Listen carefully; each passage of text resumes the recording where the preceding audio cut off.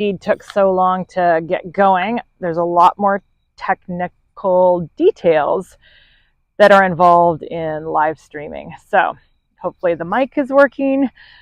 I doing this in a location I haven't done before, so I grabbed the nearest spot, but I was in a black hole and had no I didn't have really good upload speed data, and so I had to relocate at the last minute. I thought I was all prepared, but anyway, such is life. But anyway, today is I really wanted to just share with you about being prepared and not scared. And but first of all, I just want to say thank you for all of you that have commented. I've had some really neat comments recently on some of the videos I've posted, and they've been so encouraging. I know some of the readers, or not readers, some of you watching just have really some interesting life circumstances going on from what you have privately messaged me. I know there's one gal watching in northern Minnesota that has some challenges, just going through a divorce and having to get back on her feet financially, and her just struggling to take a really crappy job right now and work on rebuilding a business that she started doing. And so, you know, for her going on, sorry, I had challenges. Somebody's commenting about my screen. I had to do it vertically just with the backdrop I had, so here it is. But anyway, hopefully it shows. Not ideal, but anyway. And I know another man watching has is just in a season of kind of semi-retirement. He's in a great marriage and has a couple great young kids, but he just is trying to recalibrate and figure out what the next steps are. And so there's some really cool stories I'm already hearing of people watching have been encouraged in the situation they're in and have just sent messages. So thank you. Anyway, I really wanted to just hit on this idea of being prepared and not scared. And that is this concept, just a quick story, how and why this means something to me. Years ago, I read about, I think it was Robert Kiyosaki who made a comment that if you want to build wealth, you have to have a plan for survival, or to be poor.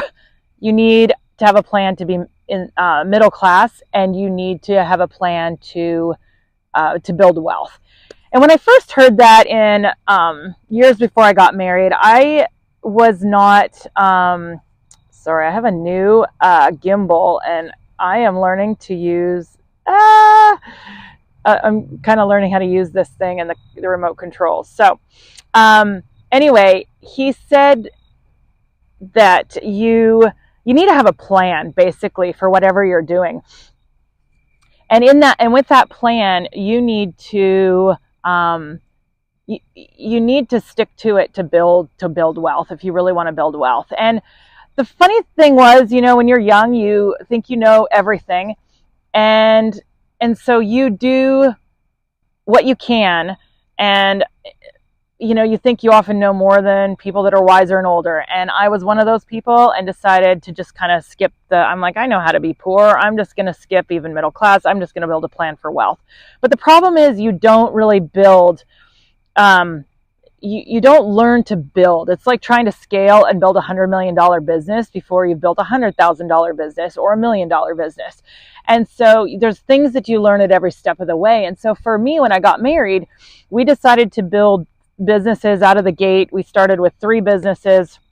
And as we were building, there came a point that I have to tell you, we really began to build wealth. And that was really, for me, I think of right before, or right around when COVID happened. And that was that my husband and I had seen it coming. He follows the news. And so we saw a lot of the COVID fears 2 months before it was even known in America, I think in the first week of January. And so as we were preparing, we truly prepared for survival. We got a whole bunch of food, and we got masks, and we got all these things that we thought we would need in that situation.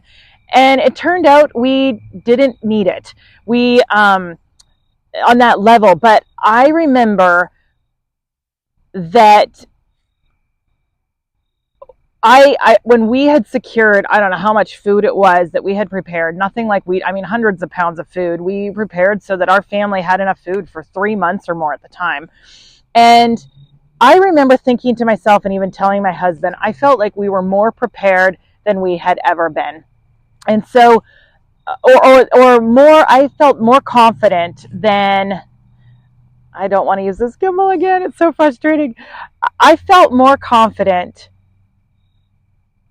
with the food that we had secured than I ever felt with money in the bank. And so, oh man, you guys, I'm glad there's hardly any of you watching this live stream, and it's new and I'm practicing. Anyway, I got to cut to the prayer because with all the other crap I've got to deal with, there's lots of other technical stuff, and I just want to bless you and pray. There's a whole bunch of people praying, I think thousands, tens of thousands, maybe even millions around the country praying. Not complicated, but I just wanted to join them at 6 o'clock. And it doesn't matter what side of the aisle you're on. I'm not going to talk politics, but my heart is just that I believe in God, and I hope God has his hand on America. And so I just want to pray over the country. And if you want to stick around for that, great. If not, thanks for bearing with me. My story's cut short just for timing, getting on late and trying to figure out all of this technical stuff. So I hope you'll check back and give me some grace, because when you're doing live stream, there's just no room for error, and I've got a lot to figure out. So anyway, I hope, if not live streams, check out my regular videos. You got to be quick and figure things out. Those are much more dialed in. So anyway, the things I want to pray on quickly, couple things. The election integrity is a big thing. And I know there's concerns on every level. Everyone has fears that there's lies and things going on. And so I'm going to pray, Lord, I just pray that you would, that there would be truth and justice, that would prevail in,